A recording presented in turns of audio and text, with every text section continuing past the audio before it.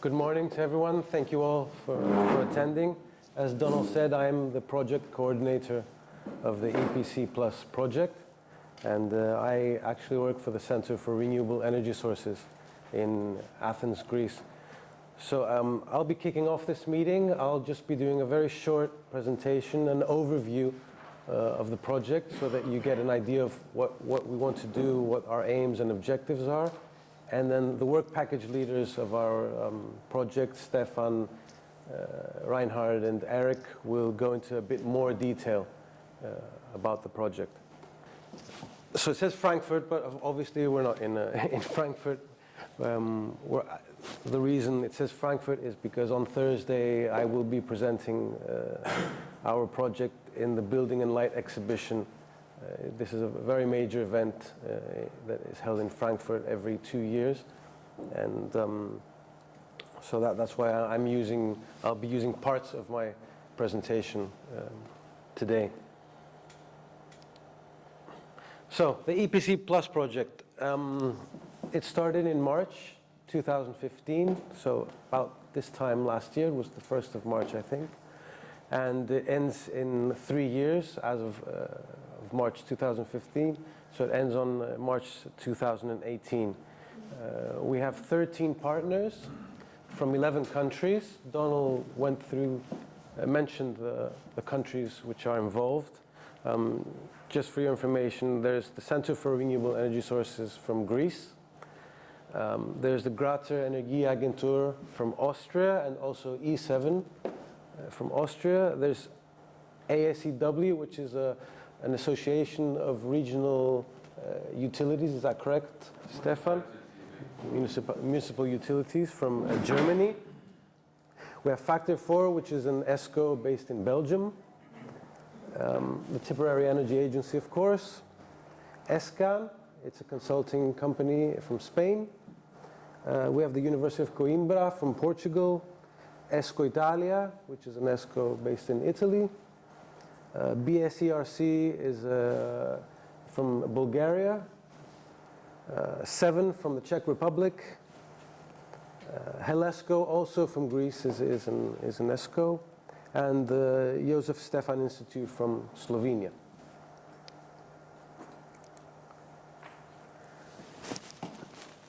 So how did this all start? What was the initial, what's the spark that led us to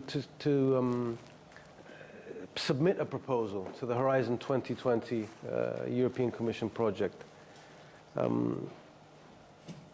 One of the reasons was that the directives, the energy directives of the EU, Directive 32 of 2006 and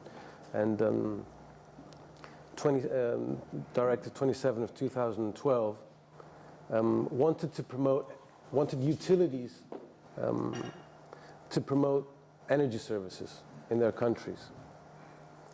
And what we had noticed, and what was noticed generally in the European Union, was that they were not doing this. This was increasing at a very small rate. So utilities were not providing significant energy services, despite the fact that energy services are potentially an excellent consumer retention instrument for utilities. There is a significant demand for the development of new business models, and utilities are already applying energy supply contracting in some member states. And what the committee had noticed, and they had actually written this down in the official opinion of the European Economic and Social Committee, this was in 2011, was that already in its opinion, this is a quote, on the Energy Services Directive, the committee was doubtful about putting energy saving obligations on utilities, as this goes against their business logic. Utilities want you to consume energy. They don't really want you to save energy. So they have an obligation under the Energy Services Directive to do this, but they tend to opt for softer measures, promotion measures, rather than actually implementing measures that lead consumers to save energy.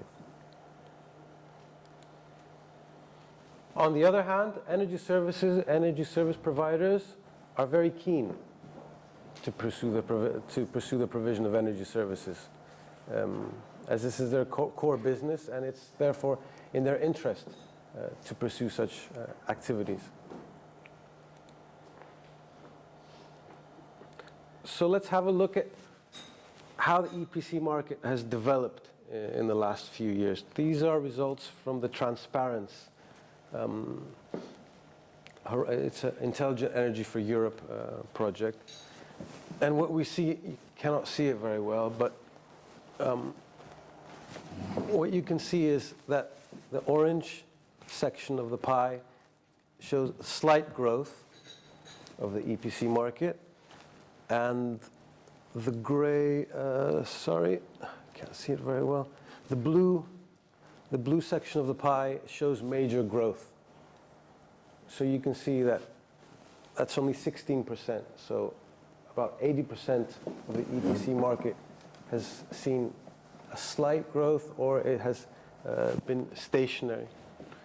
And also here we see that most of the EPC projects that have been implemented have been in the public and the government sector, and also a very significant share has been a mixture of both public and private, whilst a relatively small amount has been in private projects. And in this graph we see that most of the EPC projects that have been implemented have been more than 5 years, have had payback periods of more than 5 years. Because this section here displays the EPC projects which had payback periods of less than 5 years.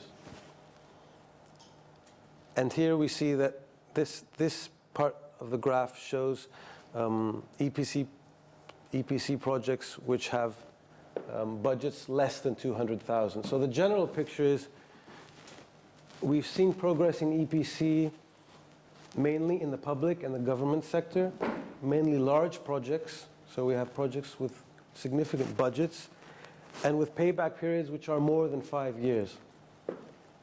And this is something which to the private sector is not very appealing, especially the payback period. Private sector wants payback periods less than 5 years, and obviously the budgets are usually less than 200,000.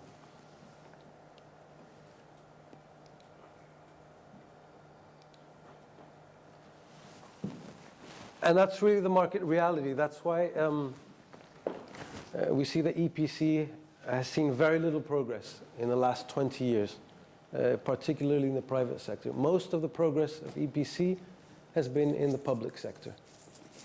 Although, of course, there are exceptions in many countries, in some countries, not in many countries. But as a general rule, we have seen the implementation of EPC projects mainly in the public sector. Energy supply contracting, on the other hand, is implemented widely in many countries. And this was a very nice quote I heard once this was an EU coordinators meeting. This was an American guy, and what he said was that I've attended more presentations than I've seen EPC projects, and I think this is very close to reality.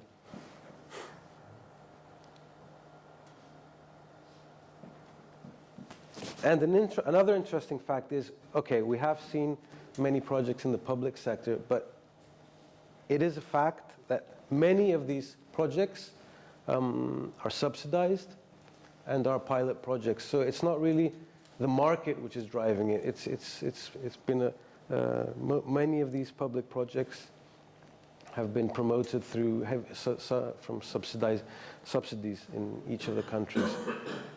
Had there not been these subsidies, most probably we would not have seen these projects in the public sector. And also a significant share of these EPC projects concern municipal street lighting projects. So the EPC projects which concern building renovation measures are few and far between. Most of the projects, I know Austria is has been very successful with this concerning municipal street lighting, which is these are projects which have high budgets and very quick paybacks, and they're very simple to monitor and to verify the energy savings, and that's why they've been so successful.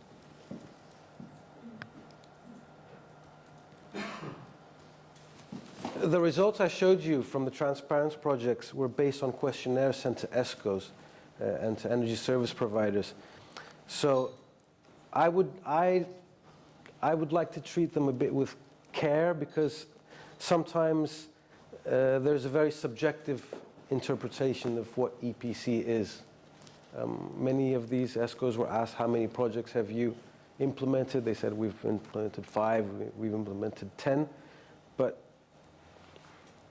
there's a bit of a controversy whether what they think is EPC is EPC. For example, some companies say energy supply contracting is EPC. Is it? According to the Energy Services Directive, no. But sometimes these ESCOs say it is. And pay-as-you-say, for example, also. Is this EPC? We could discuss this for hours.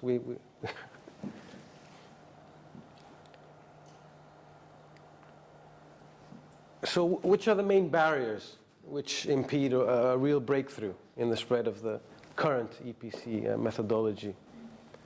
The main barriers are that we have very high transaction costs for the procurement of the energy services relative to the savings potentials. We're talking about small projects in SMEs, right? So let's differentiate this from the big public sector projects. The investments and the project sizes are too small to attract bigger ESCOs. For example, multinationals like Dalkia or Cofeli Suez, they're not interested in these small SME projects. Financing is very difficult to obtain for smaller projects, as the due diligence costs for the banks are relatively high.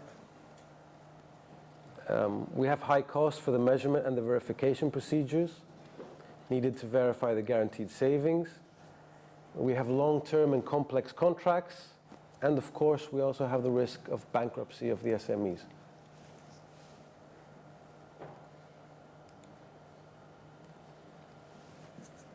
So what are the main objectives of the EPC project, EPC Plus project? Our first objective is to develop and establish SPINs. This is the acronym for SME Partnerships for Innovative Energy Services in the 11 participant countries. What we want to do is we want SMEs which are have complementary expertise to each other. We want them to form partnerships and provide energy services. So in a way, they're obtaining, let's say, the technical know-how of a multinational or a big ESCO by forming this partnership, but they still retain the versatility of an SME, because each of them are SMEs, and they also have special contacts with the local population, which the larger ESCOs and the multinationals don't have. Once we establish these SPINs, we want to have some training sessions, to some capacity building activities for mainly on how to work together. We're not going to teach them new things. We're not going to teach them things that are already available on the internet and on other sources regarding energy performance contracting. There's a huge amount of information on the internet about energy performance contracting. We don't need to reinvent the wheel, but what we can do is, based on the experiences of each of the partners during the establishment of these SPINs and the transfer know-how, we can help them to work together and resolve their differences. And most importantly, we want to simplify the EPC models. We want to create some simple, standardized technical solutions which can be immediately implemented, put forward, let's say, in the market. And we want to test these new EPC models through the implementation of pilot projects in each of the 11 participant countries.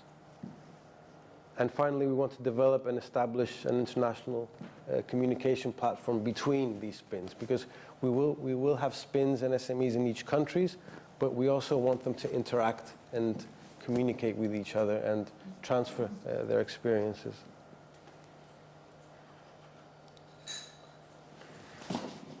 So we've been accused by other European projects of cherry picking, because we want to find the easy technical solutions with small payback periods. And the general trend of EPC has been to do more complex projects with longer payback periods.